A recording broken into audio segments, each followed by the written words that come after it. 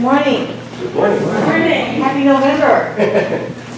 Welcome to this Unitarian Universalist Coastside Community Sunday service. I'm Laurel Frischman, and along with Dave Rudiger and Bill Hedlund, we are your worship leaders for today. A very warm welcome to those visiting us for the first time, to our friends joining us on Zoom, and of course to everybody who is a regular member. If you're here for the first time and you'd like to introduce yourself, we would love to meet you. So if you're here for the first time and want to give yourself a shout out, raise your hand, we'd love to meet you. Anybody new? You guys at home, talk amongst yourselves. Okay, Unitarian Universalism stands among the liberal faith traditions of this nation. As a denomination, not just this congregation, but all of our congregations, UU advocates for LGBTQ rights, reproductive rights, civil rights, affordable housing, and climate justice, as we work together to promote social justice and repair this world. Today, we warmly welcome back Ronnie Boyd to the UUCC pulpit. Her sermon is entitled, When We Remember to Give Thanks. Ronnie will speak to us about gratitude as a practice and a prayer. In a world where many live without their basic needs being met and with dreams deferred, it's important to remember why we give thanks. Okay, so now onto the formal part of our service. Ronnie Boyd has some opening words for us.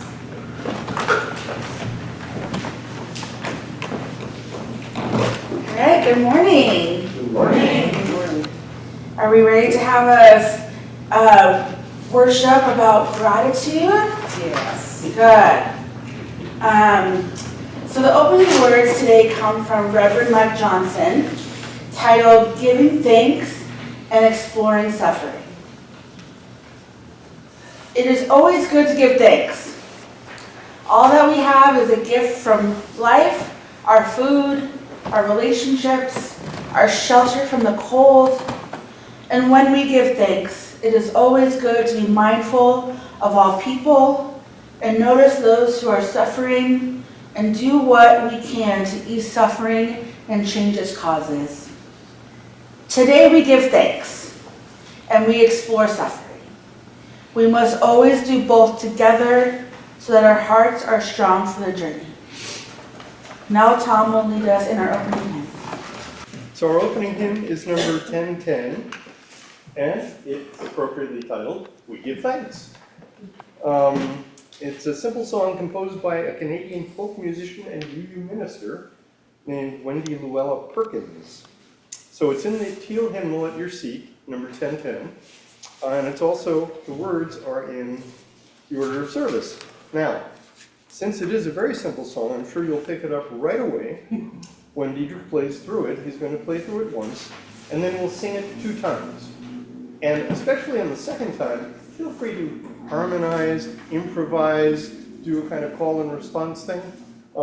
Just have fun with it, okay? So, as you're able, if you want to, stand and sing with me as we sing this really lovely song, We Give Thanks.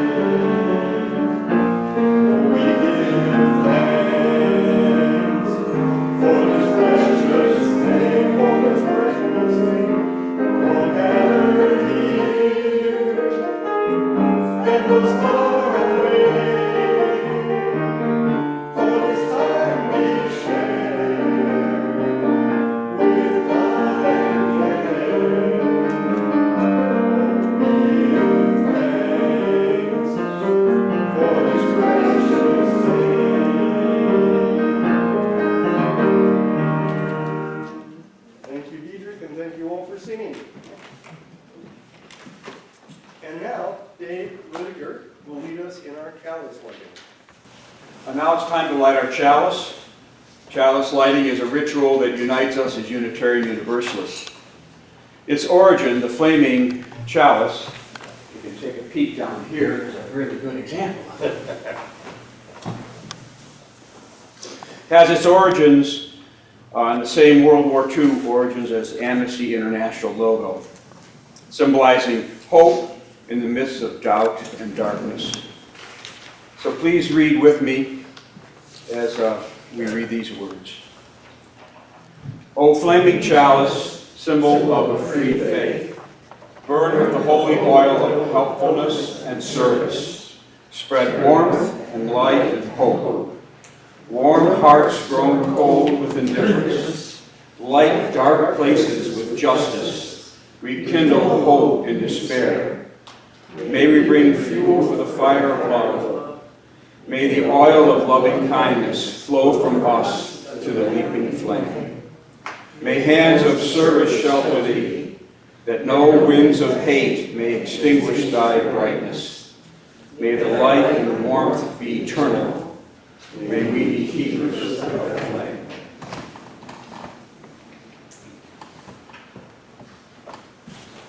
So one of my favorite musicals is The Sound of Music. And in The Sound of Music, they have a great song in there called These Are a Few of My Favorite Things.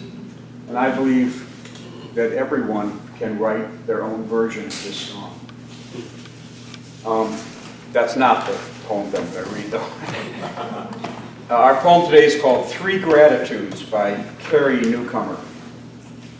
It's from her book called A Permeable Life, Poems and Essays. Every night before I go to sleep, I say out loud three things that I'm grateful for. All the significant, insignificant, extraordinary, ordinary stuff of my life. It's a small practice and humble. And yet, I find I sleep better holding what lightens and softens my life ever so briefly at the end of the day. And here are some examples. Sunlight and blueberries, good dogs and wool socks, a fine rain, a good friend, fresh basil and wild phlox. My father's good health, my daughter's new job, the song that always makes me cry at the same part no matter how many times I've heard it. Decent coffee at the airport. Your quiet breathing, stories you've told me. Frost patterns on the windows. English horns and banjos, wood thrush and June bugs. The smooth, glassy calm of the morning pond. An old coat, a new poem. My library card. And that car that keeps running despite all the miles. Now, after three things, more often than not, I just get on a roll and I just keep going on and on. I keep naming and listing until I lie grinning, blankets pulled up to my chin, awash with wonder at the sweetness of it all. I sleep.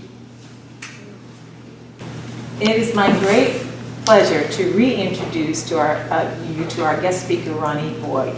Ronnie is the Community, Faith, and Justice Organizer at East Bay Housing Organizations in Oakland, California. She is also a second-year student at Star King School of the Ministry in the Master of Divinity program. Ronnie organizes with Bay Area Drum. And if you're not familiar with DRUM, it stands for Diverse Revolutionary Unitarian Universalist Multicultural Ministries. Yeah. And she works to connect UUs and UU congregations to social justice movements. Her diverse background includes organizing for police and prison abolition and advocating for public education reform. As a natural next step, she now advocates for affordable housing as the grief of housing injustice lies as a backdrop to the organizing Ronnie formerly did in Chicago and now does in the Bay Area. Welcome, Ronnie.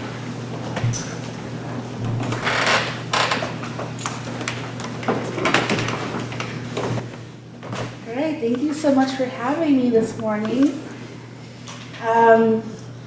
When I was invited to talk about gratitude, I was both excited to return, but also a little nervous. Gratitude is something that I don't necessarily give as much thought to as I do a lot of other topics. So this was an opportunity for me to think more deeply and offer some reflections. So, gratitude is one of those things we visit every year, usually around November, in time for Thanksgiving and other gratitude-laden holidays and practices.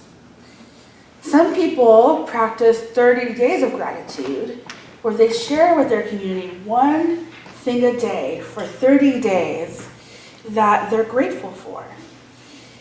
And folks find this grounding helpful in keeping their perspective on the good things in life. But why is it necessary to practice gratitude? Studies have shown that you can't be both grateful and angry at the same time. It's just not possible. The practice of giving thanks alleviates our need to dwell on the things that aren't going well. It helps us to appreciate what we have and who we have. With the amount of anger in this country, it seems we either aren't grateful or we're not practicing gratitude. No matter if it is big or small, gratitude goes a long way in maintaining a sense of wellness. Speaking of small things, this week I had been craving a smoothie. I don't know why, but something about a sweet drink was calling to me, so I decided to take a trip to Jamba Juice. As I was ordering my favorite razzmatazz, I was conflicted about what size to get. Should I be good and get a small or a medium, or should I really splurge and get a large and feel satisfied? Ultimately, I went with a medium to, in some way, practice some discipline, even though I wasn't too happy about it. When the crew member was done with my drink, she handed it to me and said, "I know you ordered a medium, but I decided to give you a large instead." The smile that lit up on my face, I cannot tell you how happy I felt at that moment. Gratitude. So much gratitude for my desire and her instincts to align to give the sweet beverage I so craved. It was a really good smoothie. I used to really struggle with gratitude. There were times in my life where I felt like there was no way up, and giving thanks for my health wasn't even an option. We live in a world where a number of us are struggling to get our basic needs met. People are unhoused, sick, oppressed, angry. How can they be expected to practice gratitude when their own lives hang in the balance?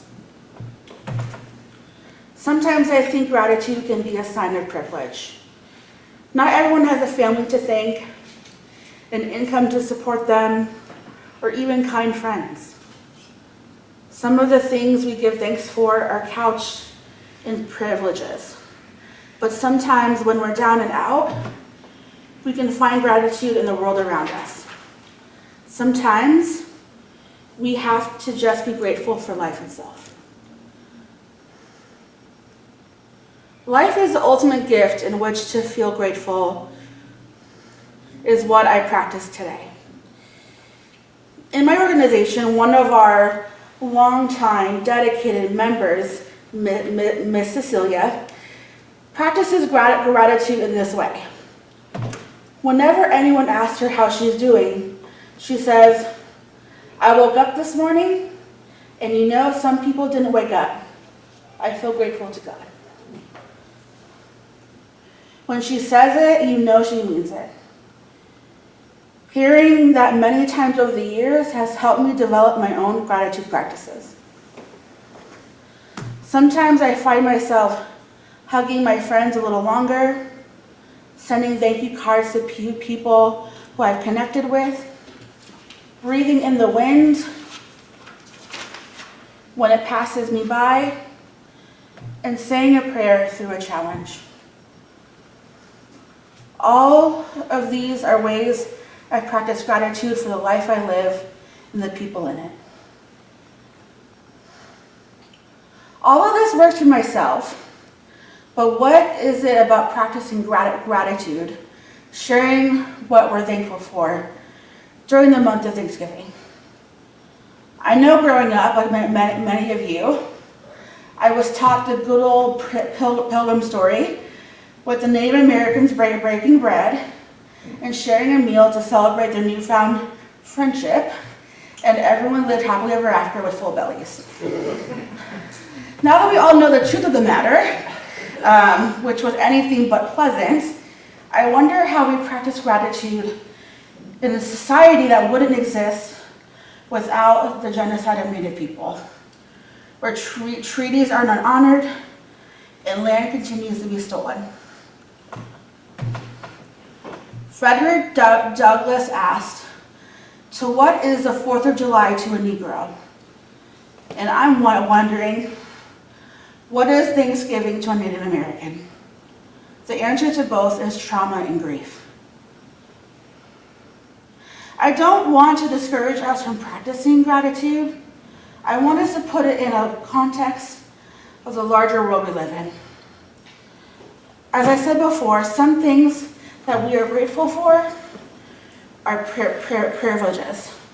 We can be grateful for the clothes on our backs, the roof over our heads, and the foods in our stomachs, but also recognize the stores where we bought those clothes, used sweatshops, the house we live in is in a gated community, and the food we eat was shipped from an underdeveloped country. When we pull back a bit, we see how the things we hold dear to us are also connected to the larger systems and structures that in many cases cause trauma and grief to other groups of people. Being a part of the US empire and being critical of the things it does comes with a sense of responsibility. Many of us exercise that responsibility by voting, which I know many of you have already done or will do soon. It also includes resistance. We can be grateful for our resistance to the systems and structures that create the conditions where my happiness comes at the expense of someone else's safety and security. To be grateful in these times is to build an understanding of what we have and how we've come to attain it. I think about this when I remember my own resiliency. As a descendant of enslaved Africans, forced to work on this land, whose freedom was fought hard for by abolitionists, both white and black alike, I feel immense gratitude, not just for their labor, but their commitment to hope and their commitment to their dreams. When I give thanks to them and the people still struggling to make it to freedom, we give thanks to remind ourselves of the beauty in our world and to push forward to create more moments for beauty and care to exist for others and ourselves. When we give thanks, it's for ourselves and each other. And now Dietrich will play Mirage d'Amour, composed by 1987 French pianist Paul de Senegal. Thank you.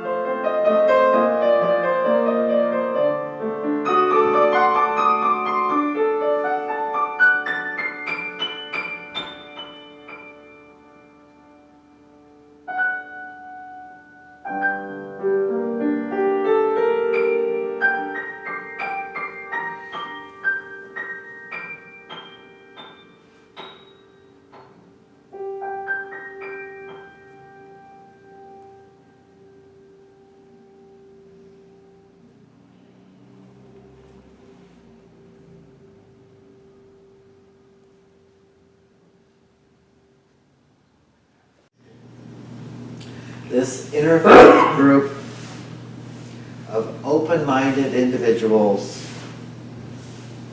whose mission is to promise spiritual growth, mutual respect, and diversity as we work together for a more peaceful, sustainable, and just world. UUCC is transitioning from a line item within the UUs of San Mateo's accounting system to a UUA listed covenanting community that is the Unitarian Universalist Association. From an unincorporated entity to a 501c3 listed with the IRS. So contributions to UUCC carry a new symbolic meaning right now. As votes for our future, which seems shiny, hopeful, and the new bright thing now. As expressions of gratitude that I know many of us feel. And I want to take a moment to thank you, USM, for all these years, specifically for the insurance rider they provided and for the back-end treasury services they rendered. Gratitude for USM's past and current support.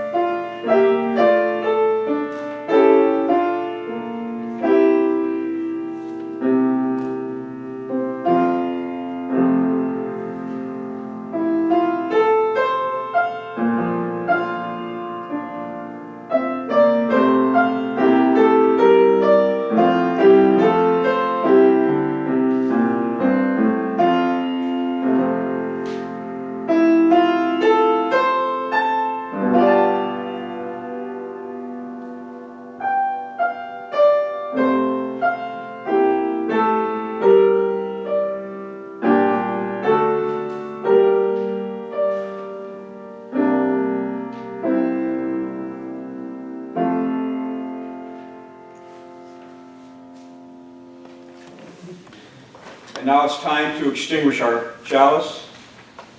Please join me in reading these words by Reverend Brian Keeley, entitled Carry the Flame. The chalice is now extinguished, but its light lives on in the minds and hearts and souls of each one of you. Carry that flame with you as you leave this place and share it with those you know, with those you love, and most especially with those you have yet to meet.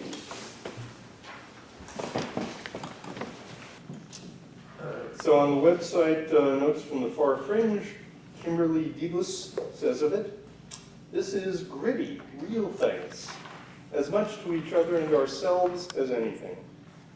For we learn from sorrows, pains, and failures, and it is these that often motivate our work and service, which we can also give praise and thanks for. So you can either use the silver hymnal or the order of service, and if you can, rise up and join me in singing hymn number 128, For All That Is Our Life. And Dietrich is going to play it once through, so read along with it, and you'll get it, and then we'll start singing. We have 4 verses to do, so.